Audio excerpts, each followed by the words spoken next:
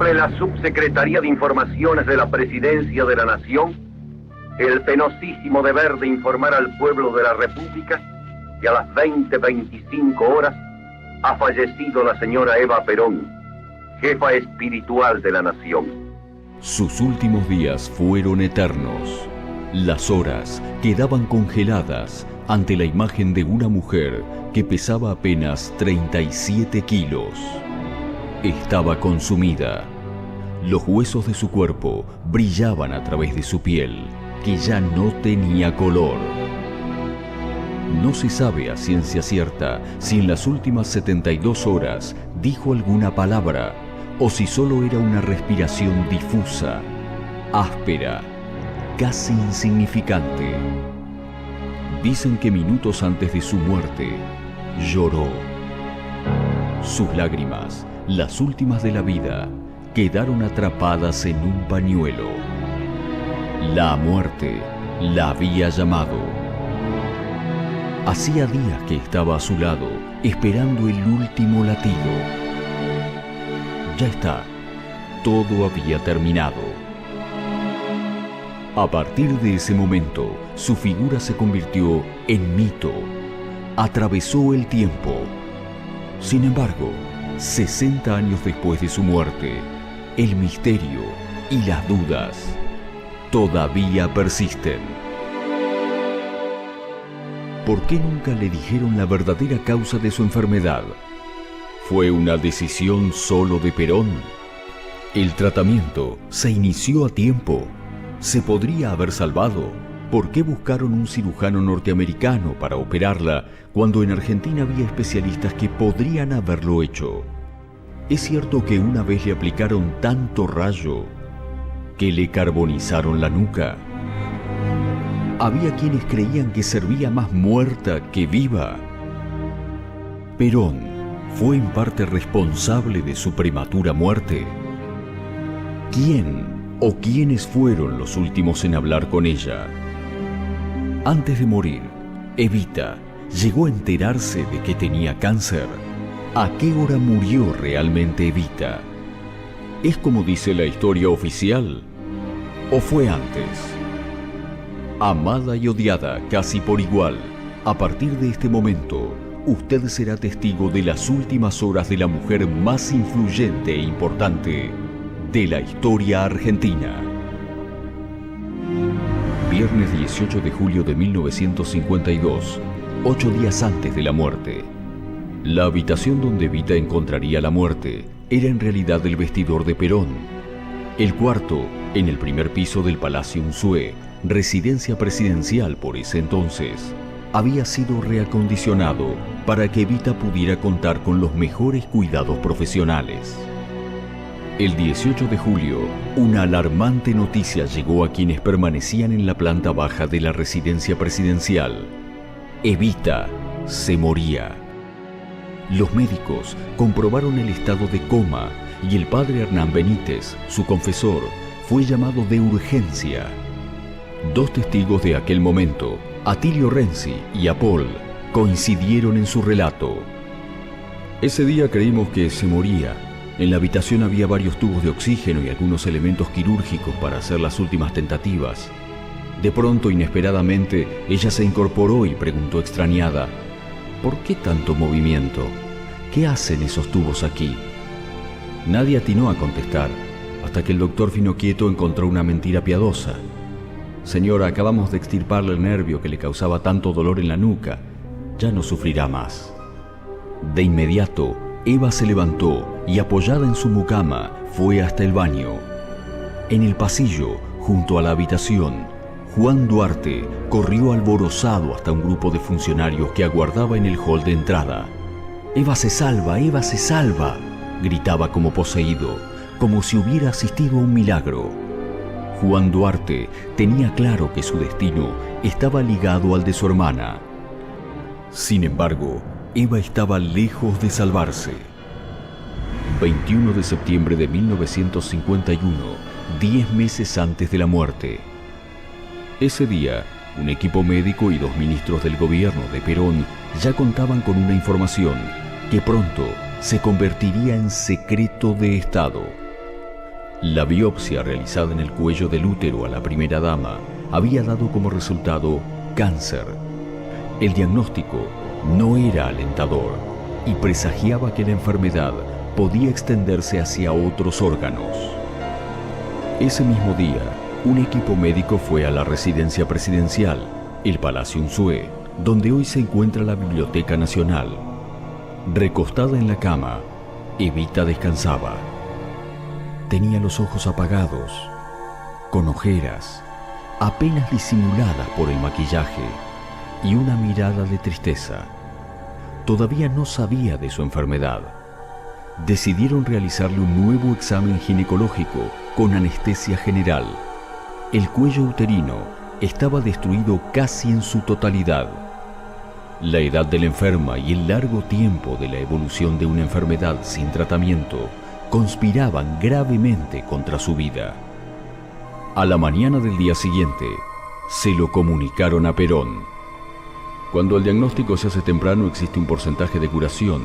No es este el caso. La presencia de células malignas en la luz de las venas hace presumir que en un futuro no lejano se produzca metástasis. No obstante, nuestra obligación es no bajar los brazos y luchar. Perón permaneció en silencio en la sala. La tragedia lo llamaba por segunda vez. Hacía 14 años, su primera esposa, Aurelia Tizón, también había muerto por un cáncer de útero. Albertelli dice que cuando le dijo el diagnóstico, dice que Perón se quedó en silencio y que después que escuchó todo le dijo que dejaba en manos de ellos el tratamiento, pero que lo dejaran solo porque necesitaba meditar, digamos. Fue un golpe muy fuerte y les expresó que para él Eva era no solamente su mujer, su compañera, su consejera, y que para él era un golpe muy duro, ¿no? ¿Por qué le escondieron la verdad? ¿Por qué Evita no podía o no debía saber de su enfermedad? ¿Fue una decisión solo de Perón o tuvo que ceder ante las presiones? Algunos allegados al entonces presidente argumentaron posturas políticas. Evita era impulsiva y lo primero que haría sería contárselo a su pueblo. Eso era imposible, no podía ocurrir. Perón estaba de cara a su segundo mandato y una noticia así podría debilitarlo. Desde entonces, una sórdida trama de ocultamientos y disimulos se tejió cotidianamente en torno a Evita. El reducido círculo de médicos, funcionarios, amigos y familiares, conocedores de la verdadera situación, representaban una diaria parodia cuyo único objetivo era distraer a Evita. Sábado 19 de julio de 1952, 7 días antes de la muerte. Pese a los intensos dolores, Eva Perón seguía recibiendo a miembros de la CGT, a militantes de la Fundación, a su familia y a sus médicos. Afuera, en las calles, cientos de personas rezaban y en las casas de los más pobres se alzaban pequeños altares. En algunas paredes empezaron a aparecer siniestras pintadas que le deseaban larga vida al cáncer y la muerte a esa mujer que había dado en poco tiempo una esperanza real a los que más lo necesitaban. En pocos días, el sueño macabro de siniestros personajes se haría realidad. 28 de septiembre de 1951, 10 meses antes de su muerte. En el mismo momento en que el médico Jorge Albertelli se disponía a colocar una cápsula radioactiva en el útero de Evita, militares rebeldes se levantaban en armas y tomaban tanques de Campo de Mayo para intentar derrocar a Perón. Albertelli quería detener la hemorragia y reparar los tejidos para que una vez operada, a Evita se le pudiese extirpar el tumor. El plan era que mantuviese la cápsula de radium durante 5 días. Cuando la CGT convocó al pueblo a la Plaza de Mayo para escuchar el discurso de Perón, los aviones rebeldes se estaban preparando para partir de la base naval de Punta Indio, en La Plata, dispuestos a bombardear la Casa de Gobierno. Cuando Perón hablaba al pueblo, Evita despertaba de la anestesia en el Palacio Unzué y la cuadrilla aérea ya estaba en vuelo rumbo a Buenos Aires. Pero el discurso de Perón fue demasiado corto y los aviones debieron desviar el vuelo y refugiarse en Uruguay. Al anochecer, Evita se enteró de la rebelión y quiso tener un rol político activo en el primer intento de golpe contra Perón. Grabó un discurso desde su cama que se escuchó en cadena nacional por todas las radios del país. Evita se disculpó por no haber podido estar junto al pueblo en la Plaza de Mayo. Les pido una sola cosa. Estoy segura que pronto estaré con ustedes. Pero si no lo llegara a estar por mi salud, ayuden a Perón.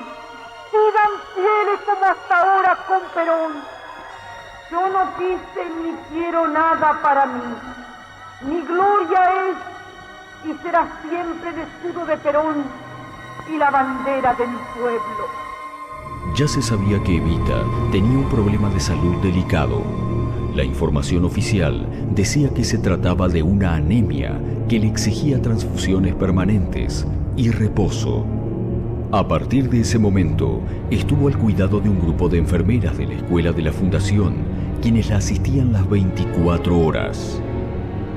Evita, atravesada por las hemorragias, no solía quejarse, pero la vida le estaba quitando lo que en poco tiempo le había concedido, y Eva lo sufría. «Soy muy chiquita para tanto dolor», comentaba siempre en voz baja.